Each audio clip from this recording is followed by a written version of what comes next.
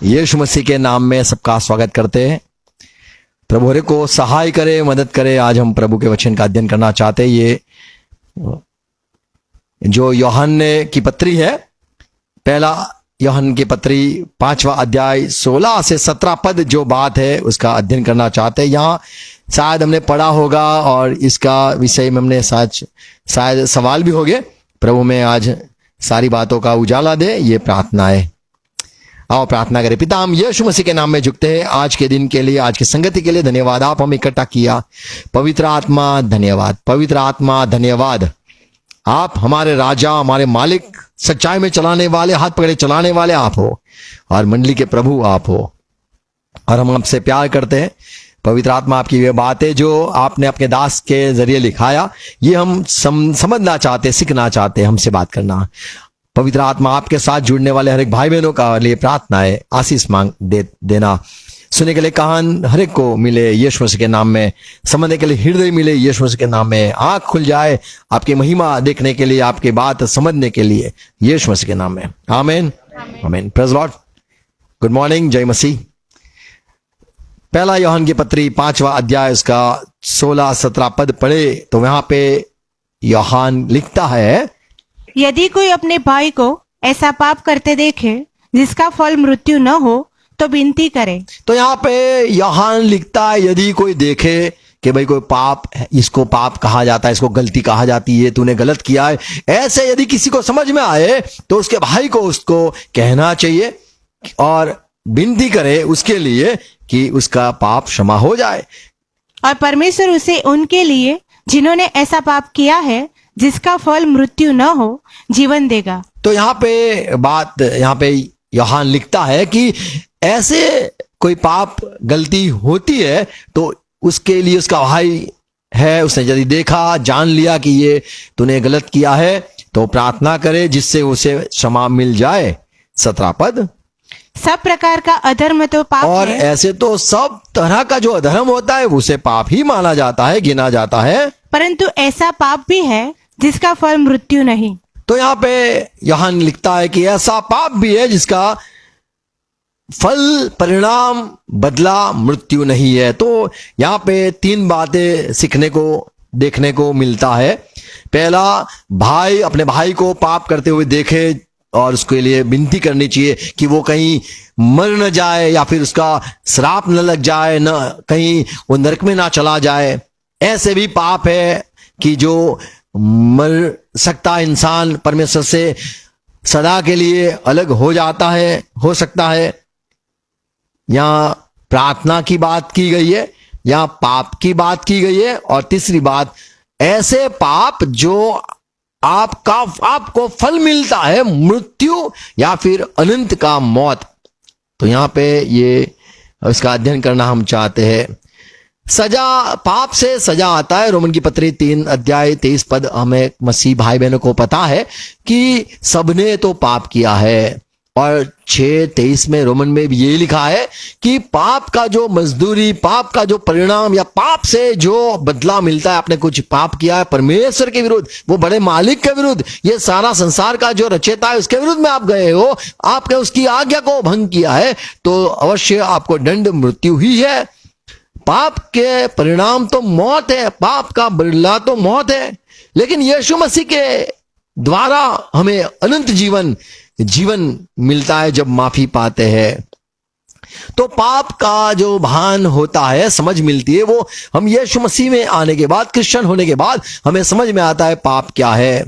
पाप यहां पे हमने ये देखा 17 पद में, सारे जो अन्याय है या फिर सारे अधर्म है, वो सारे उसको पाप ही गिना जाता है। और फिर लिखा है, परंतु ऐसा पाप भी है, ऐसा पाप भी है जिसका फल मृत्यु नहीं, जिसका फल मृत्यु नहीं। तो कैसे पाप है जिसका फल मृत्यु नहीं है, और कैसे पाप है जिसका फल मृत्यु है? ऐसे कौन से पाप है जिसका दंड नहीं है या फिर मृत्यु दंड नहीं है? और कैसे पाप है जिसका परिणाम तो मृत्यु ही है, दंड मृत्यु ही होगा? और विनती करने के लिए कहा गया है कि यदि अपने भाई को देखे कि वह पाप करता है या फिर उसने गलती करी, उसको समझ में नहीं है कि ये तो बड़ा पाप है, तो उसको समझाया जाए और वो उसे फिर लाना है, प्रभु के पास फिर से लौटाना है। हमें पता है बच्चों को हम जब कुछ सजा देते हैं, बेटा चल 10 बार लिख, चल 100 बार लिख, और बच्चा 100 बार लिख के आए तो उसको लगता है कि आपने मुझे सजा दी और देखो मैंने 100 बार लिखा। तो ये सजा ये लिखने के लिए नहीं थी, या फिर कहे कि उसने ये मान लिया कि मैंने सजा भुगत ली। आपने बोला 100 बार लिखो, 10 बार लिखो, तो मैंने देखो 10 बार लिखा, देखो आपने कहा 100 बार तो मैंने 100 बार लिखा, तो ये मैंने आपने जो सजा दी उसका मैंने भुगतान कर लिया, तो मुझे माफी दे दो। ये नहीं, कई बार लगता है कि हमें जो भुगतना है हमने सजा उठा ली, तो अब काहे को हमें और ज्यादा सजा होगी। क्रिश्चियन जब बनते हैं या फिर मसीह में जब आते हैं तो प्रभु जब हमें सजा करता है वो हमें सिखाने के लिए होती है। जैसे बच्चों को कहा गया भाई 10 बार तू लिख या 100 बार लिख, और उसको पता ही ना चले कि क्यों ये सजा है, या फिर ये हमने क्यों लिखवाता है, साहब क्यों लिखवाता है। शायद अक्सर अच्छे ना हो, या फिर जो जवाब है वो उसको समझ नहीं आता है, इसलिए भी शायद लिखवाया हो। तो प्रभु जब हमें सजा देता है और हम भुगतते हैं तो हमें सुधारने के लिए होता है। दूसरी और देखे तो जो यहूदी लोग हैं उनको सजा होती थी, और उनको इसीलिए सजा होती थी कि वे परमेश्वर के विरुद्ध में जो गए हैं, या फिर परमेश्वर की जो आज्ञा उनके पास थी। हम मसीह में आए, हमारे पास कोई आज्ञा तो है नहीं, हम पवित्र आत्मा की आवाज सुनते हैं और हमें प्रभु जो कहना चाहता है शायद हम सुन ना पाए, पर वही होता है जो नियम शास्त्र व्यवस्था वो यहूदियों के पास था, और वो व्यवस्था के उलट जाते थे या व्यवस्था को तोड़ते थे, तब उनको प्रभु की ओर से सजा होती थी, और वो समझते थे कि हमें ये आज्ञा नहीं मानी इसीलिए हम भुगतते हैं। और संसार के लोग जो भुगतते हैं वो पाप के लिए भुगतते हैं, और वो तो ऐसे लिखा है कि हम पहले पापी थे। रोमन की पत्री 5 अध्याय में लिखा है हम तो पहले परमेश्वर के दुश्मन थे। तो एक सजा दुश्मन की रीति से मिलती है कि तू मेरा दुश्मन है, और दुश्मन है तो तुझे लिखाऊंगा, सुधारने के लिए नहीं, दुश्मनी निभाने के लिए। कई सजा होती है सिखाने के लिए, कई सजा होती है समझाने के लिए। ये गलती है, ये गलती के लिए तुझे पश्चाताप जो नहीं हुआ है तो तू पश्चाताप तुझे हो, तू डर रखे। तो जैसे हमने पढ़ा कि ऐसे भी पाप है जो जिसका फल मृत्यु है, पर ऐसे भी पाप है जिसका फल मृत्यु नहीं है। ऐसे भी पाप यदि आप देखो आपके भाई को करते हुए, यूहन्ना कहता है कि विनती करना जिससे उसको क्षमा मिल जाए और वो शायद सुधर जाए और जीवन पाले। जब हमने पढ़ा 16 पद में कि प्रार्थना करो कि जीवन पाले, तो सारे जो पाप है उसका दंड तो मृत्यु ही है। जैसे रोमन 6 और 27 में लिखा है पाप की मजदूरी या पाप किया तो उसका सजा भुगतान या फल वो मृत्यु है। पर यहां अपने 16 पद में जो पढ़ा हमने यूहन्ना की पत्री पहला पत्री 5 अध्याय 16 पद, यदि कोई अपने भाई को ऐसा पाप करते देखे जिसका फल मृत्यु न हो तो विनती करे, और परमेश्वर उसे उनके लिए जिन्होंने ऐसा पाप किया है जिसका फल मृत्यु न हो जीवन देगा। देखो मृत्यु नहीं है फिर भी जीवन देगा।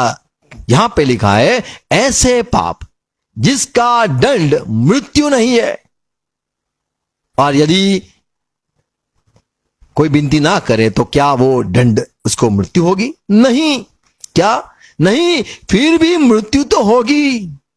आगे इसीलिए 17 पद में लिखा है सारे अधर्म वो तो पाप ही है, और ऐसे भी पाप है जो बड़े घिनौने कहो या मृत्यु के दंड उसको मृत्यु फल भुगतना ही होगा। ऐसे बाइबल में कई सारे विषय में कहा गया है कि इसको हम पाप भी गिनते हैं। रोमन की पत्री 14 अध्याय 23 पद में पौलुस कहता है कि कोई परमेश्वर पर जो भरोसा नहीं करता है उसे परमेश्वर की निगाहों में उसे इंसान को पापी गिना जाता है। यदि हम परंतु जो संदेह करके खाता यदि हम है, परमेश्वर के साथ चलते हैं, मानते हैं, पर संदेह कर ले संदेह करके खाता है, वह दंड के योग्य ठहर चुका। तो दंड, और दंड क्या है? तो वो दंडित है, क्योंकि वह निश्चय धारणा से नहीं खाता, और जो कुछ विश्वास से नहीं वह पाप है। देखो, विश्वास से जो कुछ नहीं उसे पाप ही गिना जाता है। तो एक पाप, सारा अन्याय उसे पाप गिनता है परमेश्वर। दंड भी उसका मिलता है, मौत का दंड नहीं पर दंड है। दो तरह के मौत है, एक साधारण जो हम मरते हैं, या फिर हमारा जीवन कम हो जाता है, या फिर सारी बीमारियां आ जाती है और धीरे धीरे जल्दी हम खत्म हो जाते हैं। और दूसरा जो दंड मौत है वो तो अनंत की मौत है। पहला यूहन्ना 3:4 में यूहन्ना लिखता है कि पाप उसे भी गिना जाता है कि जो व्यवस्था को तोड़ता है। आप परमेश्वर पर विश्वास नहीं करते हो, उसे पाप गिना जाता है। आप परमेश्वर की व्यवस्था को तोड़ते हो, उसे भी परमेश्वर पाप ही गिनता है। याकूब की पत्री 4:17 में लिखा है, आप भला कर सकते हो, आप चाहते हो कि भला मैं कर सकता हूं, मैं करना चाहता हूं, और यदि आप फिर भी भला न करो, आपके पास ताकत हो फिर भी आप भला न करो, ऐसे देखकर भी, तो उसे पाप लगता है। ऐसे लिखा है 17 में, याकूब 4:17। इसलिए जो कोई भलाई करना चाहता है और नहीं करता, उसके लिए वह पाप है। तो देखो, तो पाप पाप पाप पाप ये क्या है? तो जो हमें शायद पता नहीं कि इसे पाप गिना जाता है, परमेश्वर का दंड आता है। मौत का भी दंड होता है, और सजा थोड़ी जो होती है उसे भी दंड ही कहा जाता है। हर एक पाप की सजा मृत्यु ही है, मृत्यु तक ही लेके आता है। यहां पे जब यूहन्ना कहता है कि आप किसी को देखो कि ये पाप करता है, मान लो कि दारू पीता है और परमेश्वर उसको डंडा मारा, उसे पैर टूट गया, फिर भी उसको समझ में ना आया कि मुझे मौत तो नहीं आई ना, खाली पैर टूटा है ना। ये सजा देखकर कोई आके कहे भाई तूने गलत किया है, तू गलत कर रहा है, इसीलिए ये हुआ है, तो यदि वो फिर भी लंगड़ा भी दारू पीने जाएगा तो ये गलत है, वो पाप है। पर मौत तक लेके आए या फिर परमेश्वर उसको सजा दे, ऐसा नहीं। पर परमेश्वर उसको सिखाना चाहता था कि आपको सुधरना है, लौट के आना है। कई बार हमें ऐसे लगता है कि बड़ी सजा और कम सजा, छोटी सजा कैसे हम समझते कि ये छोटा पाप है, बड़ी सजा से लगता है कि ये बड़ा पाप है, पर पाप तो पाप ही है। कौन से पापों की क्षमा नहीं है और कौन से पापों की क्षमा है? किसके लिए विनती करनी, कौन से पापों के लिए विनती कर सकते हैं, किसी के लिए या फिर खुद के लिए, या फिर किसके लिए विनती नहीं हो सकती है? हमें पता है जब मूसा के समय, मूसा ने जब अपने लोगों को मिस्र से लेके आया, तब प्रभु ने कहा मैं तेरा नाम मिटा न दूंगा, पर इनका नाम तो मिटा दूंगा, क्योंकि मेरी नजरों में बड़ा पाप किया है। वो परमेश्वर ही कह सकता है कि ये मुझे बड़ा घिनौना लगता है, ये मुझे पाप से बड़ा नफरत है, और मैं पाप से तुझे मौत का बदला दूंगा।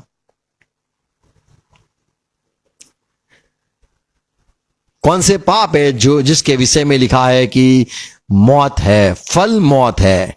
मत्ती 12:32 में प्रभु ने कहा, यीशु मसीह जब सेवा करते थे उसने सिखाया, बताया, देखो यदि आप मेरे विरुद्ध में कुछ भी बोलोगे तो कोई बात नहीं, मैं माफ कर दूंगा, लेकिन पवित्र आत्मा जो आपको पाप का भान करवाता या पाप की समझ देता है, या फिर आपको परमेश्वर के पास लेके जा रहा है, आपकी गलती आपको समझाने को जो आ रहा है, पवित्र आत्मा सारी सच्चाई में आपको लेने आ रहा है, सिखाने के लिए वो आ रहा है, वह पवित्र आत्मा के विरुद्ध में यदि आप कुछ बोलोगे तो वो पाप की आपको यहां पे माफी नहीं, और आने वाले जो समय है उसमें भी आपको माफी न मिलेगी। यानी मौत के बाद भी आपको सजा भुगतनी होगी। कई बार हम कहते हैं बहुत मार लिया, बहुत मारा, इसको भी अभी तो जाने दो यार, बहुत मारा, इतना तो हो गया है, बहुत हो गया, सब हाथ पैर टूट गए, अभी लगता नहीं वो खड़ा होगा, छोड़ो, भी जाने दो। पर यहां पे लिखा है 12:32 में, जो कोई मनुष्य के पुत्र के विरोध में कोई बात कहेगा उसका यह अपराध क्षमा किया जाएगा, प्रभु ने कहा, परंतु जो कोई पवित्र आत्मा के विरोध में कुछ कहेगा हाँ। उसका अपराध न तो इस युग में और न आने वाले युग में क्षमा किया जाएगा। तो यहाँ पे यूं प्रभु ने कह दिया कि क्षमा न होगा। तो ऐसे पाप होते जिसके लिए हम विनती नहीं कर सकते हैं, क्योंकि प्रभु ने कहा। और कौन से पाप है? ओके, यही बात लूका में पढ़ेंगे 12:10 में। जो कोई मनुष्य के पुत्र के विरोध में कोई बात कहे उसका वह अपराध क्षमा किया जाएगा, परंतु जो पवित्र आत्मा की निंदा करे, देखो निंदा शब्द लिखा गया है, निंदा करे, उसका अपराध क्षमा न किया जाएगा। और कौन से पाप जिसका दंड भुगतना होता है? प्रकाश नीति वचन 6:29। जो पराई स्त्री के पास जाता है उसकी दशा ऐसी है, वरन जो कोई उसको छुएगा वह दंड से न बचेगा। देखो, तो यहां पे मान लो किसी ने देखा और ना देखा तो गुनाह नहीं है, परमेश्वर के नजर में गुनाह है, परमेश्वर जानता है गुनाह है। पर किसी ने देखा तो कह सकते हैं भाई तुझे क्षमा मांगनी है, दंड है। यहां पे लिखा है जो पराई स्त्री, दूसरी जगह पे लिखा है जो अपने जानते ये भाभी है, जानते ये बहन है, ये नेबर पड़ोसी का जो है उसके में लालच न करना, ऐसे नियम है। पर दंड उसमें मिलता है, उसमें क्षमा नहीं, दंड मिलता है। ऐसे कहा जाता है कि जहां पे जो मुसलमान का जो देश है, अरब देश, वहां पे बड़ा कायदा होता है, हाथ काट डालते, सब कुछ काट फेंक देते, लटका देते, सबके बीच में उनको फांसी दी जाती है। नहीं चलाते हैं, बिल्कुल नहीं चलाते हैं। साधारण मुसलमान वहां नहीं जा सकते हैं, क्योंकि उनको वहां वो लोग काट ही देंगे। ऐसा नहीं कि वो लोग देखते रहते किसने पाप किया इसको, तो आज ऐसा नहीं है। पर बाइबल में ये बात है कि किस में दंड है। तो यहां पे हम पढ़ते दंड है। और नीति वचन 17:5, जो निर्धन को मान लो ठट्ठों कोई में गरीब है, निर्धन है, जिसके पास एक पैसा भी नहीं है, निर्धन, धन ही नहीं है, निर्धन को ठट्ठों में उड़ाता है, मस्करी करे इसकी, देख तेरा क्या आशा है, तेरी क्या दशा हो गई है, तू तो श्रापित है, तेरे को कुछ है नहीं, तेरा लात मार के चला जाए, मस्करी करे, वह उसके कर्ता की निंदा करता है। तो उसकी कर्ता की निंदा करता है। और जो किसी की विपत्ति पर हंसता वह निर्दोष नहीं ठहरेगा। तो प्रभु उसको याद रहेगा, देख ही लेगा, अवश्य देख लेगा। ऐसे साधारण कहे कि इसमें क्या इसने गलती करी, ये ऐसा मजाक किया, उसमें क्या गलती है, पर प्रभु कहता है मैं उसको दंड दूंगा ही दूंगा। नीति वचन 16:5। सब मन के घमंडियों से यहोवा मान लो कोई भी घमंडी है, सब घमंडियों के विरुद्ध में प्रभु है, द्रोणा करता है, द्रोणा करता है, बढ़िया उसको गुस्सा आता है। मैं दृढ़ता से कहता हूँ ऐसे लोग निर्दोष न ठहरेंगे। तो प्रभु उनको छोड़ेगा नहीं, यूं लिखा है। ये सारी बातों को हम देख कर कह सकते क्या माफी हम इनके लिए प्रार्थना कर सकते हैं? देखो इसने पर ये लोगों की मस्करी करी, गरीब लोगों की मस्करी करी, और प्रभु का वचन कहता है कि इसको प्रभु दंड देगा, अवश्य देगा। तो हमें पता है कि दंड होता है, और यदि हम उसको मन ना फिरा, इसको कहने ना जाए कि भाई दंड आएगा क्योंकि तूने मस्करी करी, दंड आएगा तूने ये गलती करी, दंड आएगा तूने घमंड किया, और ये अच्छी बात नहीं है। झूठा साक्षी गवाह के लिए भी लिखा है कि परमेश्वर अवश्य दंड देगा। नीति वचन 19:5। झूठा साक्षी निर्दोष नहीं ठहरता। तो निर्दोष परमेश्वर के आगे नहीं है, उसको भी दंड तो मिलेगा। और जो झूठ बोल करता है वह न बचेगा। देखो झूठ बोलता रहता है तो वो न बचेगा। नीति वचन 19:9। आगे झूठा साक्षी निर्दोष नहीं ठहरता। फिर से लिखा गया है झूठा गवाह है निर्दोष नहीं ठहरेगा। और जो झूठ बोला करता है वह नाश होता है।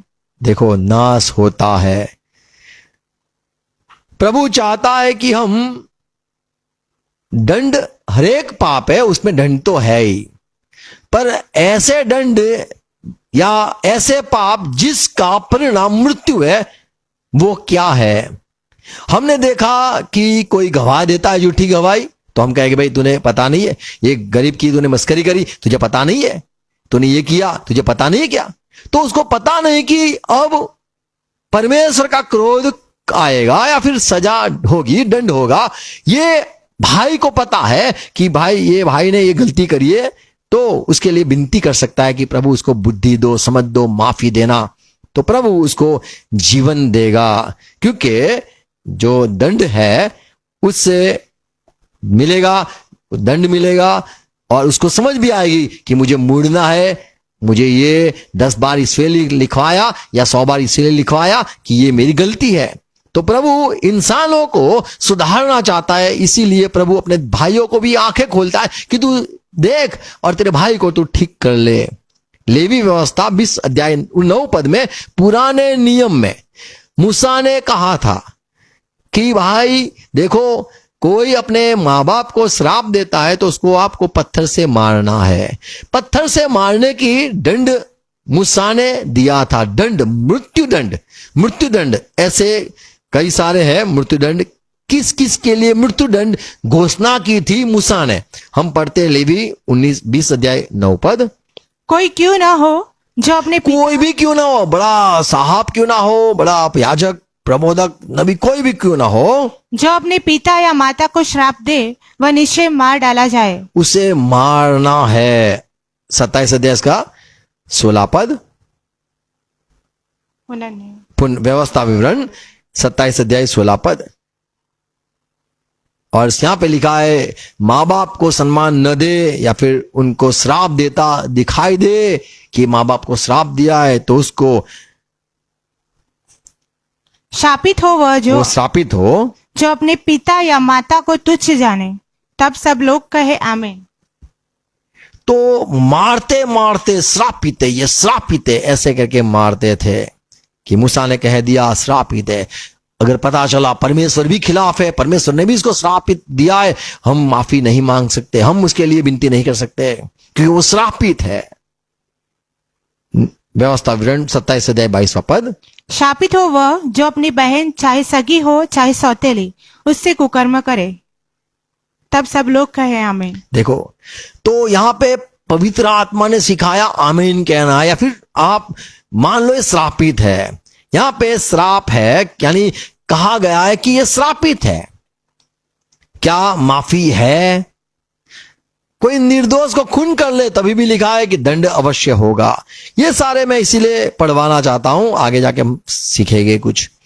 यहां पे मूसा ने व्यवस्था थी कि ये दंड था, श्रापित है तो किसी को विनती नहीं करनी है, आशीष नहीं मांगनी है। 27 अध्याय यह 23 पद आगे। शापित हो वह जो अपनी सास के संग कुकर्म करे। तब सब लोग कहे आमीन। देखो, सास के संग करे तो भी लिखा है श्रापित है वो, कोई विनती ना करे, उसको मार दिया जाए। मान लो बेल हो, घर में कोई अपने जानवर है, कुत्ता है, पाल के रखा है, किसी ने काट लिया और वो इंसान की मृत्यु हो गई, तो ये तो बड़ा गलत काम हो गया है। सेठ को भी मरवाना है, वो जो कुत्ता है उसको भी मार देना, निर्दोष नहीं गिनना। एक्सोडस निर्गमन 21 अध्याय 28 पद। यदि बैल किसी पुरुष या स्त्री को ऐसा सींग मारे कि वह मर जाए, तो वह बैल तो निश्चय पत्थरवाह करके मार डाला जाए और उसका मांस खाया न जाए, परंतु बैल का स्वामी निर्दोष ठहरे। ओके, मैं बैल का स्वामी निर्दोष ठहरे, पर उसको भुगतना है, ऐसे लिखा है, क्योंकि उसका बैल है और उसने उसको संभाल के नहीं रखा, बांध के नहीं रखा, या फिर पागल था, इसको पता था फिर भी, तो उसको दंड दिया जाएगा। एक बार यहोशुआ के समय में लोग हारते थे, तब यहोशुआ ने कहा ये सारी मरकी आई, ये सब क्यों है? ये यहोशुआ 7 अध्याय 25 पद में यहोशुआ ने कहा कि जिसने ये पाप किया या जो ये सारी ऐसी बातें लेके आया है उसको दंड दिया जाए। एक की वजह से पूरा इज़राइल टिक नहीं रहा। तब यहोशुआ ने कहा, तब यहोशू ने उससे कहा, ये आखान तूने हमें क्यों कष्ट दिया है? हाँ, तूने, तेरी वजह से पूरे लोगों को कष्ट हुआ है। आज के दिन यहोवा तुझी को कष्ट देगा, तब सब इज़राइल ने उसको पत्थरवाह किया और उनको आग में डालकर जलाया और उनके ऊपर पत्थर डाल दिए। तो यहां पे देखते एक की वजह से सबको तकलीफ, तो ऐसे को भी पत्थराव करते थे। इसीलिए जब यीशु मसीह के विषय में बात हो गई कि सबके लिए इसको मारो तो सब शांति हो जाएगी, और वो जो था वो समय का उसने कह दिया कि यीशु को मार दोगे तो सब शांत हो जाएगा, उसके वजह से ये सारा हल्ला हो गया है। एक की वजह से सबको परेशानी होती है तो वो कांटे को ही निकालना, पर वो जो याजक वो समय का था उसको पता नहीं कि वो क्या बोल रहा है। सच बात यही है कि एक के मौत से हर एक को शांति मिल गई। Praise Lord. जब याखान को मार दिया गया तो इज़राइल में परमेश्वर का अनुग्रह हुआ। देखो, ऐसा ही पथराव करने का जो व्यवस्था थी, पत्थर से मारने की जो नियम था, वो मूसा लाया था कि ऐसी गलती हो तो पत्थर, कोई भी माफी नहीं, कोई भी माफी नहीं।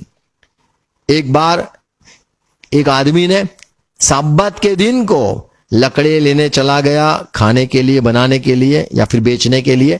लोगों ने देखा कि ये पाप किया, व्यवस्था को भंग किया है, उसको लेके आए, पथराव किया। गिनती किताब 15 अध्याय 32 पद सुनो। जब इज़राइली जंगल में रहते थे उन दिनों में एक मनुष्य विश्राम के दिन लकड़ी बीनता हुआ मिला। विश्राम के दिन लकड़ी इकट्ठा करता हुआ देखा, और जिनको वह लकड़ी बीनता हुआ मिला, देखो देखा, आप विनती कर सकते हो देखकर कि भाई इसने पाप किया, मैंने देखा है, मैं सबूती हूं, मैं गवाह हूं। तो यहां पे ये देखा पाप करते हुए, तब वे उसको मूसा और हारून और सारी मंडली के पास ले गए। देखो ये पाप किया है, अब हम क्या करें, तो लेके आए। उन्होंने उसको हवालात में रखा, क्योंकि ऐसे मनुष्य क्या करना चाहिए वह प्रकट नहीं किया गया था। तो सब्बत दिन को जो कुछ पाप करे उसको क्या दंड देना है? वो आज्ञा भंग करे, सब्बत को न माने तो क्या करना है? सारे लोग इकट्ठे हो गए, मूसा के पास आए। तब यहोवा ने मूसा से कहा, वह मनुष्य निश्चय मार डाला जाए, सारी मंडली के लोग छावनी के बाहर उस पर पत्थरवाह करे। सो जैसा यहोवा ने मूसा को आज्ञा दी थी, उसी के अनुसार सारी मंडली के लोगों ने उसको छावनी से बाहर ले जाकर पत्थरवाह किया और वह मर गया। तो ये इसीलिए ऐसे हुआ कि लोगों को डर रहे, अगर इसको आपने छुट्टी दे दी तो आपको सबको फिर कुछ भी कर सकते हैं ना, नहीं, पर इसको पथराव करो, मार दो, जिससे सब लोग कहेंगे नहीं हमें तो नियम में चलना ही पड़ेगा। तो ऐसे व्यवस्था मूसा लाया था। ये व्यवस्था चलती रही, यीशु मसीह आए तब तक चलती रही, आज भी चलती है। यूहन्ना 8 अध्याय 5 पद पढ़ो तो जब यहां एक कहानी है, एक पाप में, व्यभिचार में एक औरत को पकड़ के लेके आए, देखा सुना, ऐसे लोग आके कहा, बोलो मूसा ने ऐसा कहा है कि यदि कोई व्यभिचार करता हुआ पकड़ा जाए उसको पथराव करना है। यीशु मसीह आप क्या कहते हो? तो पुराना जो व्यवस्था था वो पाप करे तो मृत्यु दंड था, पाप का बदला मौत, पाप का परिणाम मौत। लोग मूसा के व्यवस्था अनुसार देते थे, और यहां पे लिखा है 5-7 पद, व्यवस्था में मूसा ने हमें आज्ञा दी है कि ऐसी स्त्रियों को पथराव करें, अतः तू इस स्त्री के विषय में क्या कहता है? और 7वां पद, तो प्रभु ने कहा जो पाप नहीं किया वो पहले पथराव करे या पहला उसको पत्थर मारे। देखो प्रभु ने उसके लिए विनती करी, बचा लिया। पाप किया था, पाप का दंड मौत है। यदि मैं मेरे भाई को पाप करते हुए देखूं तो क्या वो मौत दंड पथराव करना है, क्या विनती करनी है? तो प्रभु ने यहां पे एक रास्ता निकाला और कहा, कह दिया कि भाई देखो, जिसने पाप नहीं किया वो पहले पथराव करो, करना मना नहीं किया, मारना दंड है, दंड है, मौत है, मारो। पर प्रभु ने बुद्धि से बचा भी लिया। यूहन्ना ये कहता है कि यदि कोई देखे पाप करते हुए तो क्या करना है, दंड देना है या बचा लेना है? तो बचा लेना ये नए नियम में सीखते हैं। यीशु मसीह को भी लोगों ने पत्थर से मारने के लिए कोशिश करी थी। यूहन्ना 8 अध्याय का 49 पद। तब उन्होंने उसे मारने के लिए पत्थर उठाए, परंतु यीशु छिपकर मंदिर से निकल गया। तो जब यीशु मसीह के बातों से या फिर यीशु मसीह ने सब्बत को भंग किया, तब लोगों ने पत्थर हाथ में लेके उसको मारने के लिए, क्योंकि यही था कि पाप करते हुए देखो पाओ तो आपको दंड देना था, दंड देना है। पर नए नियम में यूहन्ना लिखता है कि यदि आप देखो कि ये पाप है तो क्या दंड देना, आपको उसको बचाना है, आपको उसको सुधारने के लिए अवसर देना, या फिर आपको उसको पाप किया है तो आप मौत का जो फरमान है तो है, परमेश्वर को गुना है तो है, पाप परमेश्वर की निगाह में है तो वो है, हमें मध्यस्थ बन के बचाना है, ये है। यूहन्ना 10 अध्याय 31 पद। यहूदियों ने उसे पत्थरवाह करने को फिर पत्थर उठाए। देखो ऐसे 3 बार लिखा है, लोग यीशु को मारने के लिए चाहते थे। ये लोग इसीलिए मारना चाहते थे, जो पाप करे उसको बदला मौत। अब यूहन्ना कहता है कि जो ऐसे भी पाप है, सचमुच ऐसे पाप है, घिनौने पाप है कि पाप की दंड मौत है, या फिर पाप का बदला मौत है, ऐसे पाप है, उसके लिए विनती करने के लिए मैं नहीं कहता, यूहन्ना कहता है, पर ऐसे पाप जिसके लिए मौत का फरमान नहीं है, ऐसे पाप के लिए आप विनती करो, अपने भाई को बचाओ। इब्रानी 10 अध्याय 28 पद में ये सारे पुराने लोग, पुराने नियम वाले लोग, ये मूसा की व्यवस्था अनुसार चलते थे, और लिखा है जबकि मूसा की व्यवस्था का न मानने वाला 2 या 3 जनों की गवाही पर बिना दया के मार डाला जाता है। देखो, बिना दया देखा गवाह बने, इसने ये किया, उसने वो किया, मारो। नए नियम में यूहन्ना लिखता है कि यदि कोई पाप करते हुए देखे, आप क्रिश्चियन हो, आप यहूदी नहीं रहे, आप मूसा के अनुयायी नहीं रहे, अब आप यीशु के अनुयायी हो गए हो, तो आपको ऐसे समय पे आप गवाह हो, 2 या 3 गवाह है, पाप करते हुए पकड़ा है, अब आपको क्या करना है? तो नए नियम में ऐसे यूहन्ना लिखता है, हाँ ऐसे भी पाप है जिसका बदला या फल मौत है। क्योंकि पहले के समय में वे ढूंढते थे, मिलते थे, लोग गवाह निकलते थे, गवाही देते थे कि हमने देखा तो पथराव करो, देखा पकड़ा पथराव करो। हर एक पाप के लिए जो लिखा था नियम व्यवस्था में कि ऐसा पाप करता हुआ तो पथराव करो, ऐसे पाप है तो पथराव करो, पत्थर से मारो, उसको लटका दो। ये सारा दंड मौत का फरमान पहले ही था, पहले से था। अब ये नए व्यवस्था में भी है कि ऐसे भी पाप है जो माफ नहीं किए जाते हैं, जिसकी माफी नहीं, या फिर आप विनती नहीं करना, आप भी पत्थर लेके पथराव कर सकते हो, श्रापित है। ऐसे कौन से ऐसे पाप है जिसका दंड है, ऐसे कौन से पाप है जिसका दंड नहीं है?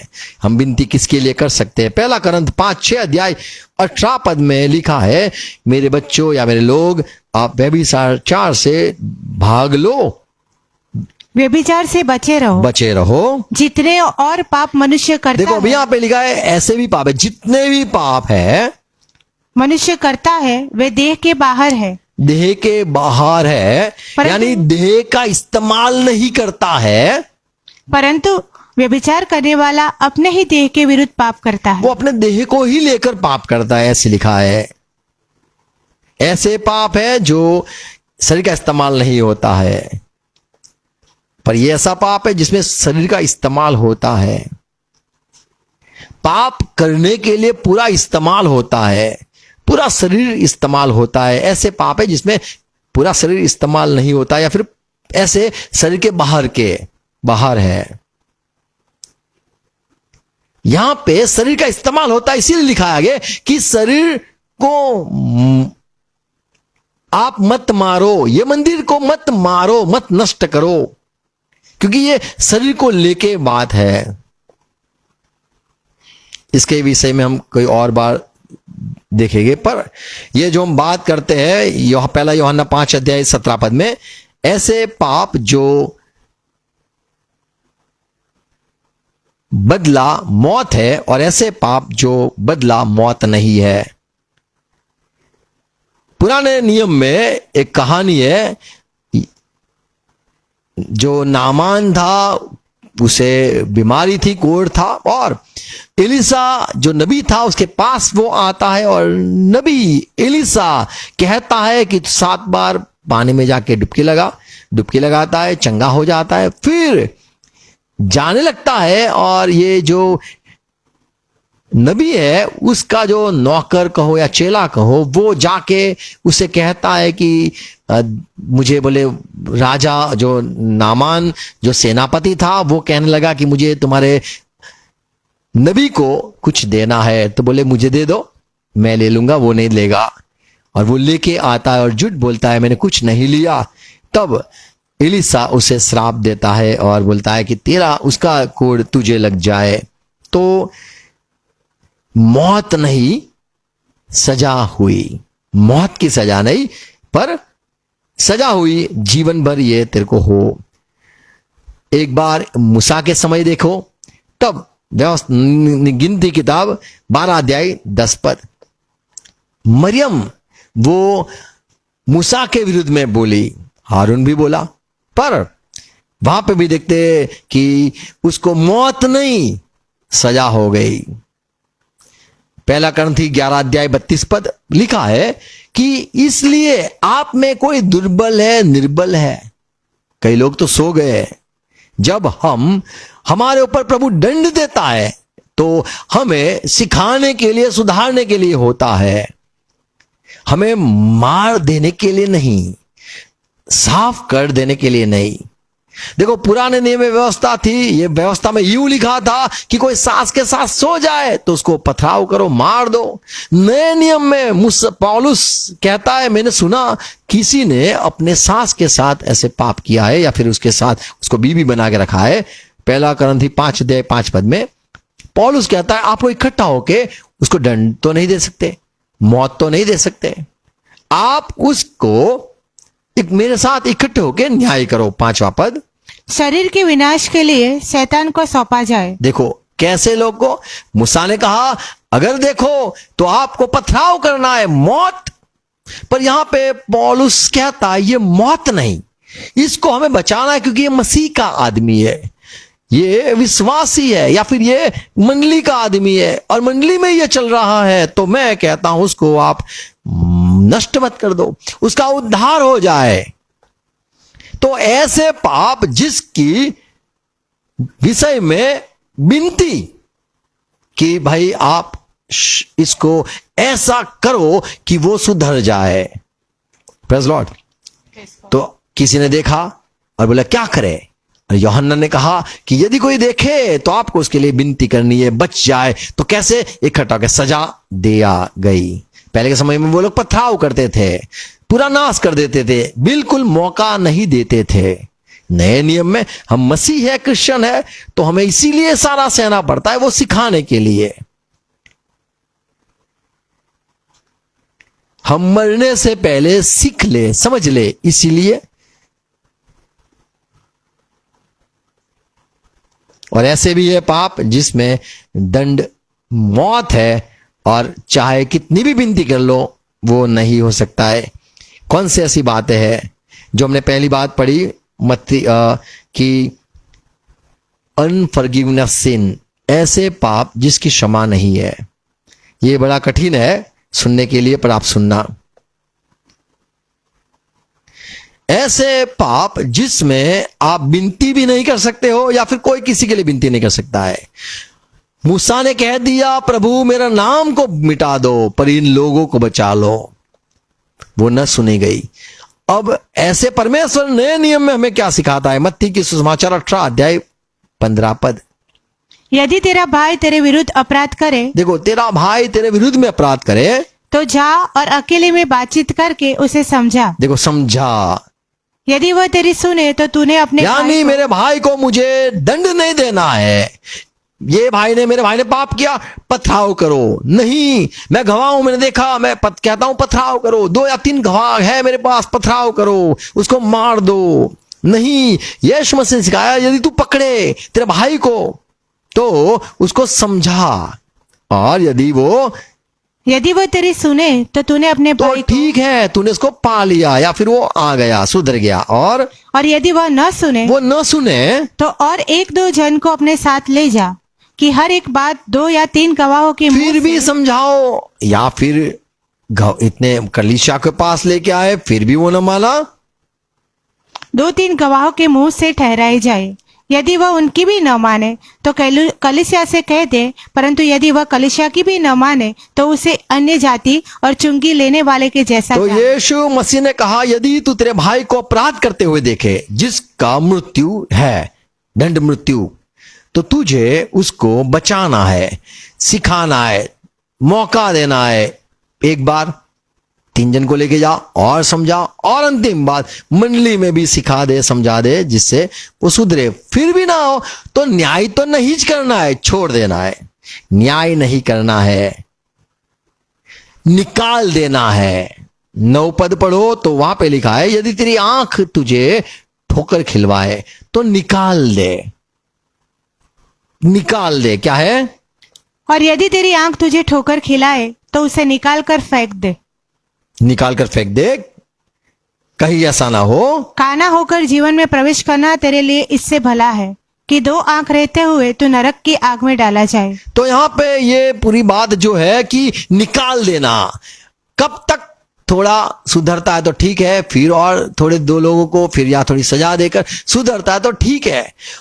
मौत तो अवश्य है, कोई भी पाप है उसका मजदूरी मौत ही है, पाप का बदला मौत ही है। लेकिन ऐसे भी जो लगता है ये पाप है, पर ये ऐसा नहीं कि हाँ मरने पर ही है, परमेश्वर सजा ही करेगा, और परमेश्वर को ये ठीक ही नहीं लगता है। कोई भी पाप है वो सारे परमेश्वर को घृणा है, दुख धिक्कार है। प्रभु नहीं चाहता है कि इंसान ऐसी कोई गलती करे। फिर भी हमें सुधारना, बचाना जहां तक है, गवाह उसके विरुद्ध में होना नहीं, पर उसके लिए विनती करना, ये प्रभु का वचन सिखाता है।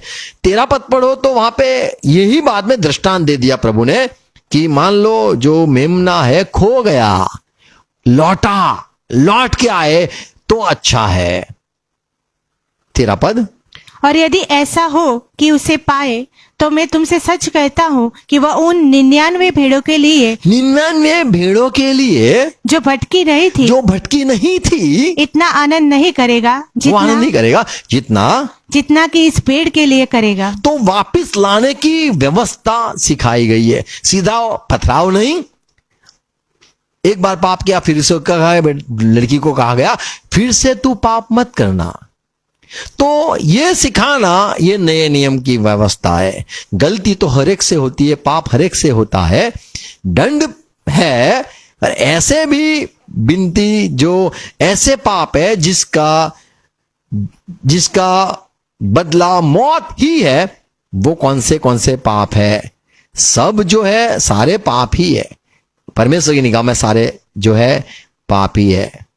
पर प्रभु बचा ले, ये हमें बात करनी है, प्रभु बचा ले। 1 यूहन्ना 5:16 यदि तू अपने भाई को पाप करते हुए पाए, तू गवाह हो गया है, तो तुझे उसको मृत्युदंड नहीं देना है, पर विनती करना है, बच जाए यानी जीवन पाले।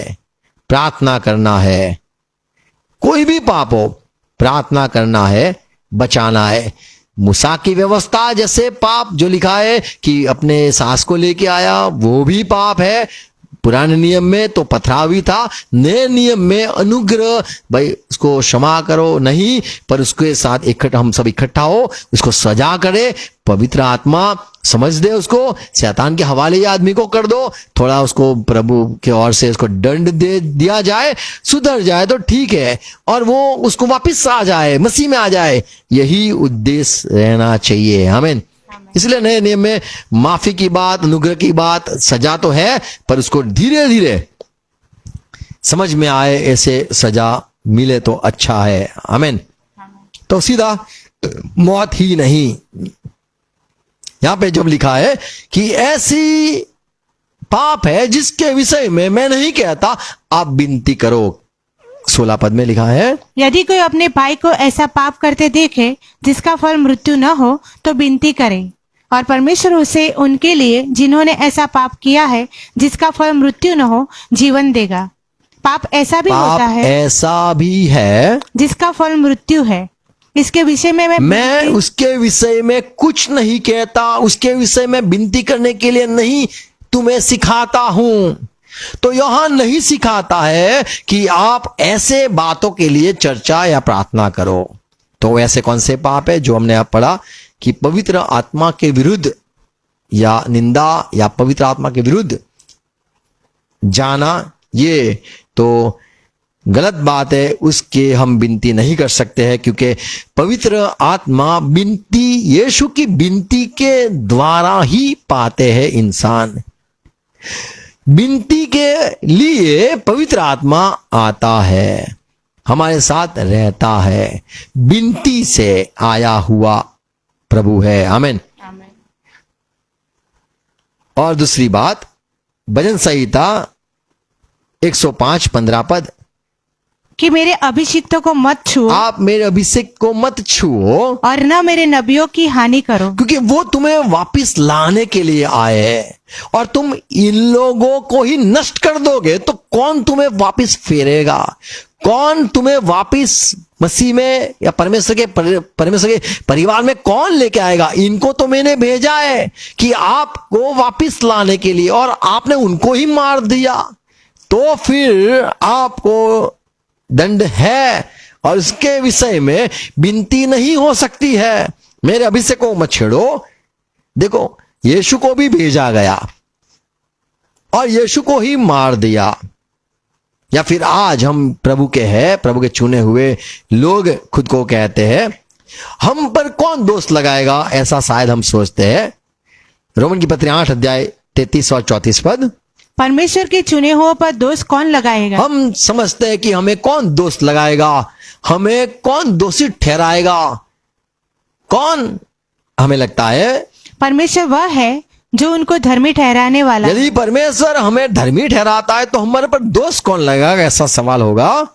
फिर कौन है जो दंड की आज्ञा देगा? तो दंड की आज्ञा जो खुद को मानता है कि मुझे कौन दोषी ठहराएगा, मेरे में कोई गलती नहीं है, मैं कोई पाप नहीं किया है, तुम क्यों मुझे परेशान करते हो, तो कौन, ये जो मसीह खुद को कहलवाता है, उसको कौन दंड देगा या फिर कौन दोषी ठहराएगा? 34 पद, फिर कौन है जो दंड की आज्ञा देगा?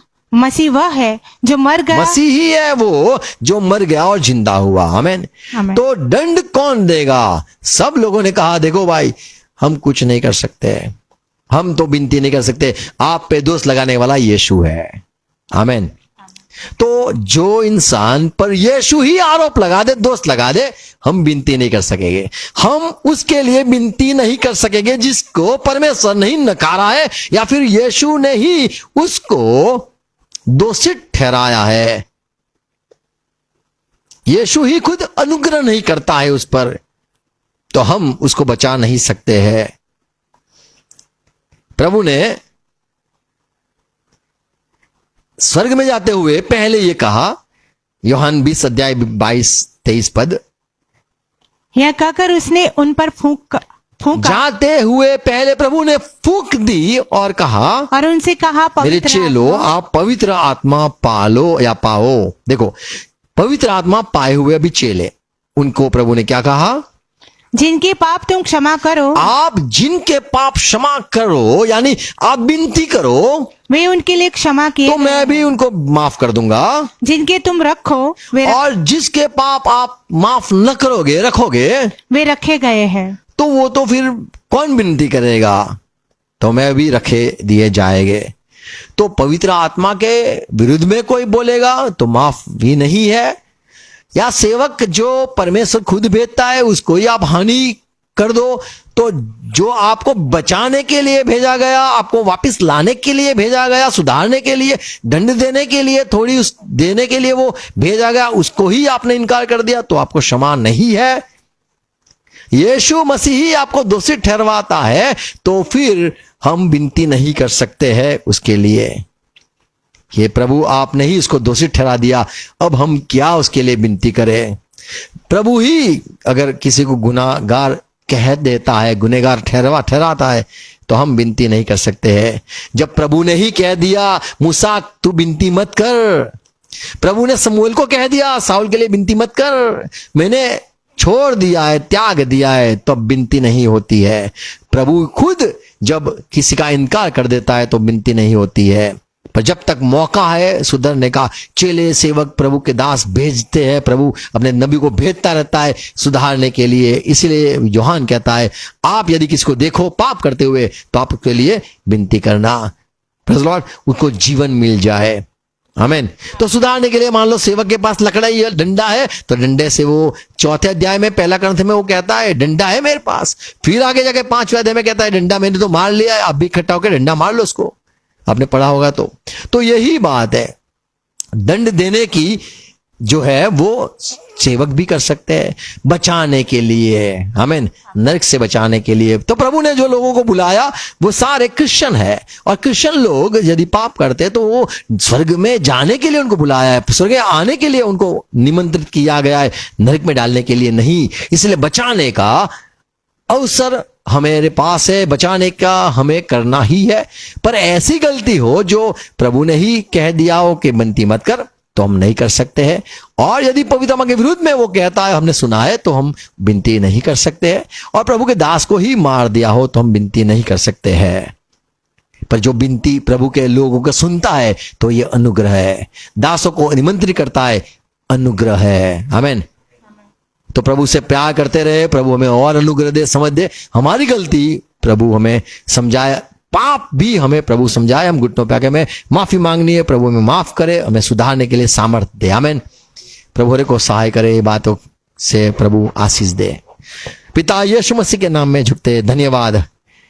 जैसे यूहन्ना ने लिख दिया कि गवाह हो, किसी ने देखा हो अपने भाई को तो बचा लो उसको,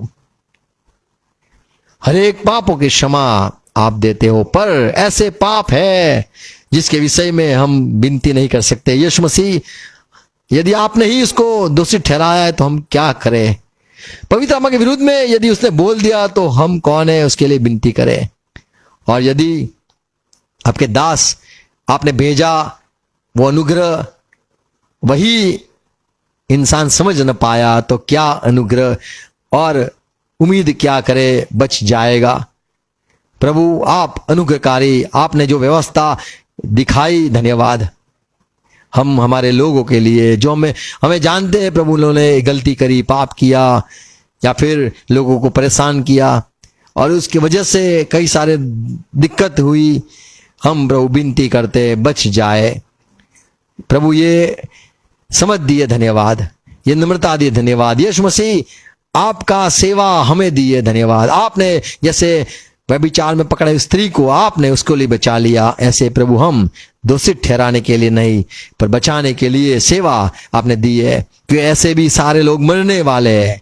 पर प्रभु हम हमारे भाई को जब भी पाप करते हुए देखे, हम बचाने के लिए हर वक्त पुकारे जाए, समझाए। और प्रभु जैसे आपका वचन हमने पढ़ा कि लौट के लेके आए तो धन्य है। आपने बचा लिया, एक जान को बचा लिया, आपने अपने भाई को पा लिया। प्रभु हमारा इस्तेमाल करो सेवकाई के लिए। और प्रभु ये बात के लिए धन्यवाद, फिर से ये बात मेरे भाई बहन सुनते रहे, दोहराते रहे, सच्चाई को पाले। और ये बड़ी गहरी बात के लिए धन्यवाद। समझ और देना, पवित्र आत्मा सहाय करना। पिता यीशु मसीह के नाम में विनती है, हर एक को आशीष दो। आमीन आमीन। प्रभु से प्रार्थना साथ में करेंगे। हमारे बाप आप जो स्वर्ग में हो, आपका नाम पाक माना जाए, आपकी बात साथ आए, आपकी इच्छा जैसे स्वर्ग में पूरी होती है वैसे धरती पर भी पूरी हो जाए। हमें दिन भर की रोटी आज हमें देना, और जिस प्रकार हम अपराधी को क्षमा किया है उस रीति से आप भी हमारे अपराध को क्षमा करो, पशु मत आने दो, पर तू बुराई से बचा लो, क्योंकि राज्य, पराक्रम और महिमा सदा पिता आपकी ही है। आमीन आमीन। Thank you Jesus. Praise Lord. God bless you.